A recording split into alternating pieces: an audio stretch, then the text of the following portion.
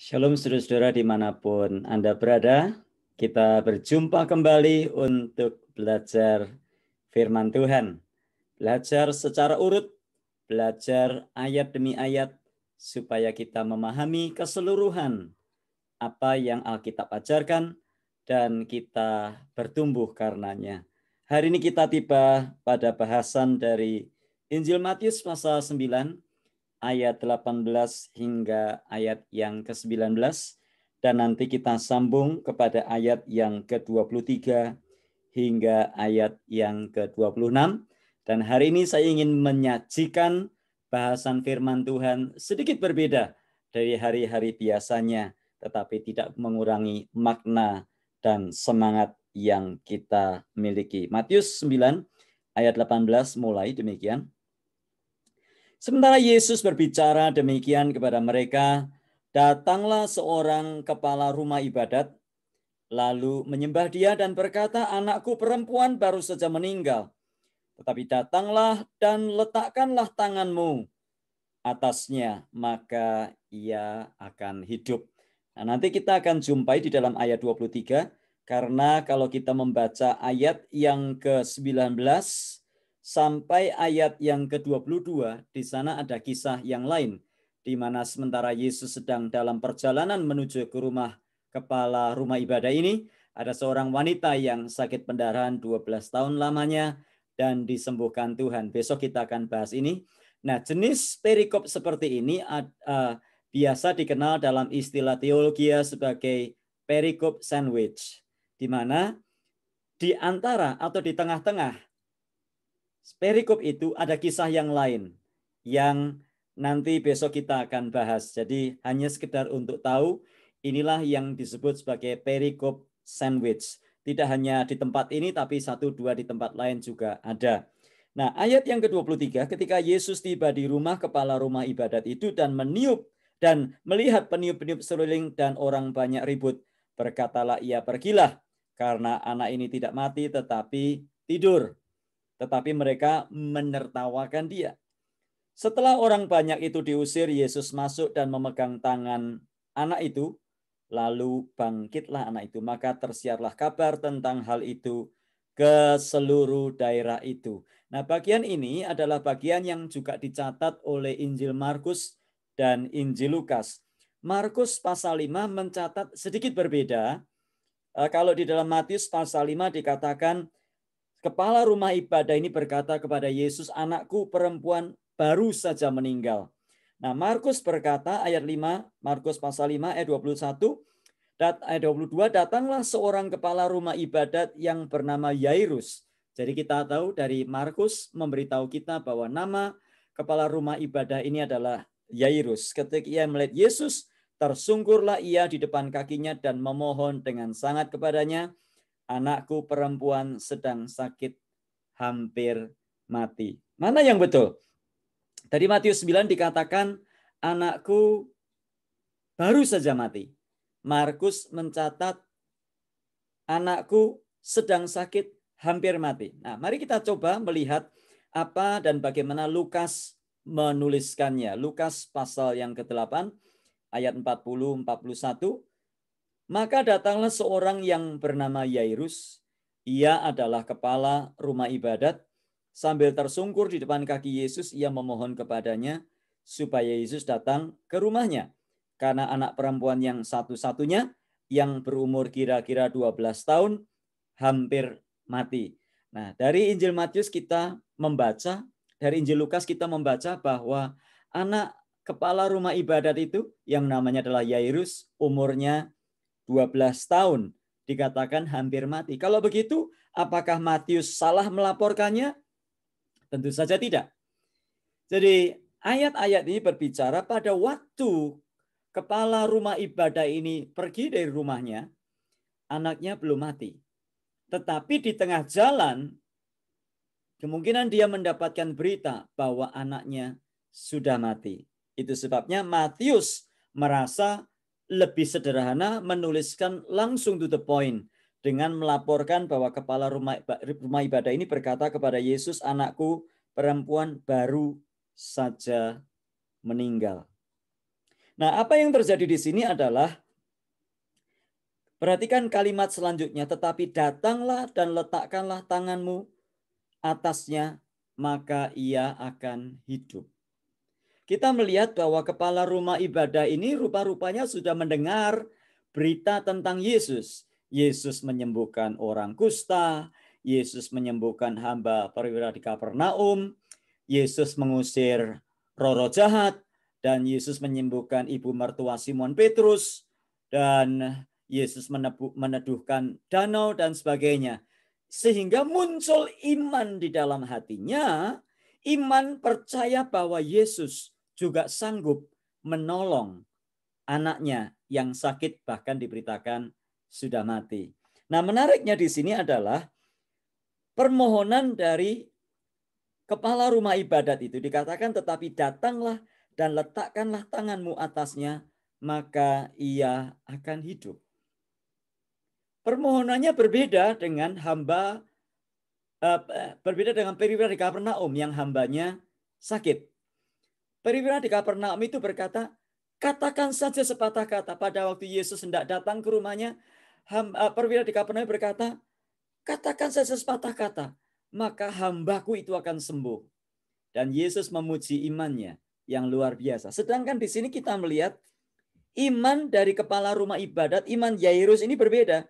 Dia berkata, tetapi datanglah dan letakkanlah tanganmu atasnya, maka ia akan hidup. Mestinya Yairus berkata, jangan, kau nggak perlu datang ke rumahku, Tuhan. Ya, katakan saja sepatah kata, maka anakku itu akan hidup. Tetapi Yairus tidak mengatakan yang sudah dikatakan perwira di Kapernaum. Imannya berbeda. Dan Yesus, kita melihat Yesus tidak mencela, Yesus tidak mencemooh, Yesus tidak mengolok-olok, Yesus tidak memviralkan zaman sekarang. Iman dari Yairus, karena imannya mungkin tidak seperti perwira di Kapernaum yang imannya luar biasa. Katakan saja sepatah kata Tuhan, maka hambaku itu akan sembuh. Yesus tidak membuli dia. Tapi Yesus, Alkitab berkata, lalu Yesus bangunlah dan mengikuti orang itu bersama-sama dengan murid-muridnya. Apa yang kita pelajari di sini? Setiap orang kadar imannya berbeda-beda. Ada yang imannya luar biasa, ya, iman yang memindahkan gunung. Ada mungkin yang imannya sedang bertumbuh. Sehingga kita menjumpai di lapangan, kita menjumpai di dalam pelayanan, orang-orang yang imannya tidak seperti yang kita harapkan. Atau mungkin kita mengambil diri kita sendiri sebagai contoh dan menjadikan diri kita sendiri standar. Imannya kok nggak seperti saya. Ayo bro, beriman bro, iman yang besar. Ya, kalau imannya dia memang tumbuhnya baru segitu, kita tidak perlu mencemooh, mengolok-olok. Yang perlu kita lakukan adalah melakukan apa yang Yesus lakukan. Yesus berkata, Alkitab berkata, lalu Yesus pun bangunlah dan mengikuti orang itu bersama-sama dengan murid-muridnya. Kita melayani dan menolong orang itu untuk imannya bertumbuh. Nah, memang kita melihat pada waktu Yesus naik perahu dan menyeberang Danau Galilea bersama dengan murid-muridnya, pada waktu itu Simon, Andreas, Yakobus, Yohanes. Murid-muridnya bingung karena mereka diombang-ambingkan oleh gelombang. Itu sebabnya Yesus menegur mereka karena mereka sudah menjadi muridnya Yesus. Yesus berkata, kenapa kamu takut? Kamu yang kurang percaya. Yesus menegur. Tetapi kepada kepala rumah ibadah ini, Yesus tidak menegur. Nah, pengertian atau pelajaran yang kita dapatkan di sini adalah, kalau Anda memang sudah mengikut Yesus, Anda dan saya adalah murid-murid Yesus, maka sepatutnya, sewajarnya Anda dan saya memiliki iman yang tidak goyah kepada Yesus Kristus. Tetapi kalau seseorang sedang belajar, seseorang baru mendengar Yesus, seseorang baru mengenal Yesus, dan imannya sedang mulai dari bibit yang kecil, tidak selayaknya kita mencemooh dan sebaiknya kita melayani. Sama seperti Yesus, dia tidak mencemooh dan berkata, kamu ini enggak belajar dari perwira Kapernaum ya. Mesti kau belajar, jangan gitu. Dasar orang imannya kecil. Ya gitu aja sudah minta-minta, nyuruh-nyuruh, minta-minta supaya aku datang dan meletakkan tanganku ke atasnya. Bukan. Yesus menghargai iman. Kepala rumah ibadat ini, walaupun imannya mungkin tidak sebesar perwira di Kapernaum tadi. Nah, kemudian apalagi yang kita dapat pelajari dari bagian ini? Nah, kita membaca dari ayat yang 23 hingga ayat yang ke-26 tadi bahwa Yesus pada akhirnya membangkitkan anaknya, anak perempuannya yang usianya 12 tahun. Yesus berkata, "Pergilah, anak ini tidak mati tetapi tidur." Dalam artian bahwa maksudnya memang anaknya sudah mati. Tetapi Yesus berkata menggunakan istilah tidur di ayat itu. Perhatikan di ayat itu ya, di dalam konteks itu. Maksudnya dia akan bangun lagi. Nah kemudian Alkitab berkata setelah mereka menertawakan Yesus. Kemudian Yesus masuk memegang tangan anak itu. Lalu bangkitlah anak itu. Apa yang kita dapatkan? Di dalam Yesus ada kebangkitan orang mati. Tidak sulit bagi Yesus untuk menghidupkan orang yang mati. Nah, kita belajar dari ayat ini bahwa tidak semua orang mati dibangkitkan oleh Yesus. Kalau kita melihat di dalam bagian yang lain, Yesus datang ke Betania di rumahnya Maria dan Marta. Di situ Lazarus saudaranya sudah mati dan kemudian Yesus datang.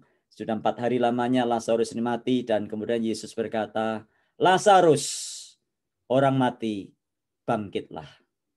Nah, kemudian adalah beberapa penafsir Alkitab yang berkata kalau waktu itu Yesus tidak menyebutkan nama Lazarus, mungkin yang bangkit bukan Lazarus, tetapi semuanya bangkit. Kalau saja Yesus tidak menyebutkan Lazarus, orang mati bangkitlah. Yesus hanya berkata orang mati bangkitlah, maka orang mati akan bangkit. Nah, kita membaca di sini bahwa tidak semua orang yang mati dihidupkan. Karena bagian ini dan kisah tentang Lazarus, Yesus ingin menunjukkan bahwa dia adalah Tuhan. Dia adalah anak Allah yang berkuasa untuk membangkitkan orang dari kematian. Nah, kita membaca nanti bahwa anaknya Yairus nanti juga mati. Lazarus juga nanti mati. Tetapi kematian bagi orang yang percaya dan mengikut Yesus bukanlah kematian kekal, bukanlah kematian selama-lamanya. Ada harapan, ada kehidupan walaupun kita sudah mati. Yesus berkata, "Akulah jalan dan kebenaran dan hidup." Tidak ada seorang pun yang sampai kepada Bapa kalau tidak melalui aku. Kemudian di bagian lain Yesus berkata, "Akulah kebangkitan dan hidup. Barang siapa percaya kepadaku, ia akan hidup walaupun ia sudah mati." Nah, kita melihat di sini bahwa Yesus adalah anak Allah. Dia berkuasa membangkitkan Anda dan saya dari kematian. Jadi kematian bukanlah akhir dari segala-galanya. Bagi orang Kristen, bagi orang yang percaya kepada Kristus, bagi orang yang mengikut Yesus, kematian bukanlah akhir dari segala-galanya.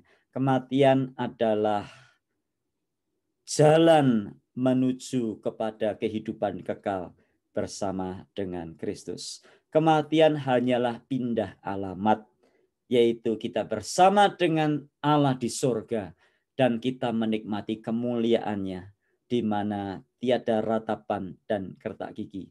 Yang ada hanyalah sukacita dan penyembahan, menyembah Allah selama-lamanya. Hari ini, adakah di antara kita yang belum mengikut Yesus? Adakah di antara kita yang masih tidak percaya kepada Yesus? Adakah di antara kita yang mungkin masih mikir-mikir untuk ikut Yesus?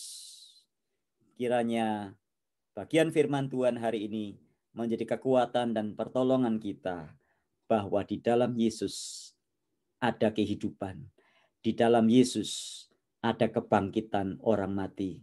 Dan di dalam Yesus ada kehidupan kekal selama-lamanya. Bukan hanya tadi contohnya anak Yairus. Bukan hanya Lazarus. Tetapi kepada Anda dan saya, yang percaya kepadanya, yang mengikut Dia. Mari buka hatimu dan kita berdoa. Tuhan, kami datang kepadamu bersyukur untuk karya keselamatan Yesus Kristus, bahwa ada kehidupan di dalam Yesus Kristus. Tuhan, kami membuka hati. Biarlah kiranya Engkau berkenan masuk dalam hati kami, ya Yesus. Menjadi Tuhan dan Raja kami selama-lamanya. Menjadi juru selamat kami selama-lamanya. Engkau mengampuni salah dan dosa kami. Dan biarlah Tuhan, Engkau mengajari kami selanjutnya untuk kami hidup sebagai pengikut-pengikut-Mu. Hidup sebagai murid-murid-Mu yang mengikuti kehendak Tuhan. Mengikuti perintah-perintah-Mu dalam hidup kami. Terima kasih Bapa.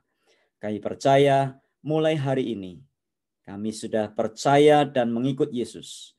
Dan ada kehidupan selama-lamanya. Ada kebangkitan orang mati. Dan waktu kami nanti harus kembali.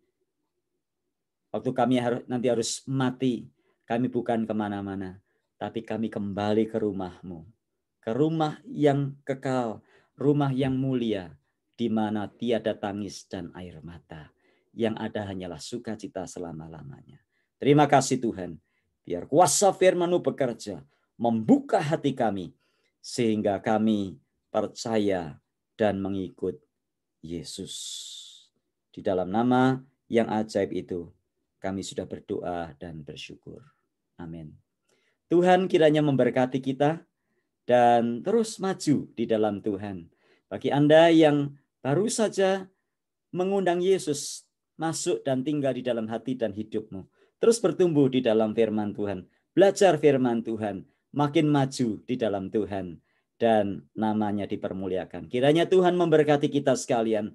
Apapun juga yang kita kerjakan, biar namanya dimuliakan. Sebab kita hidup untuk Dia. Sebab kita hidup oleh Dia. Dan kita hidup bagi kemuliaannya. Makin hari makin serupa dengan Kristus. Haleluya. Amin.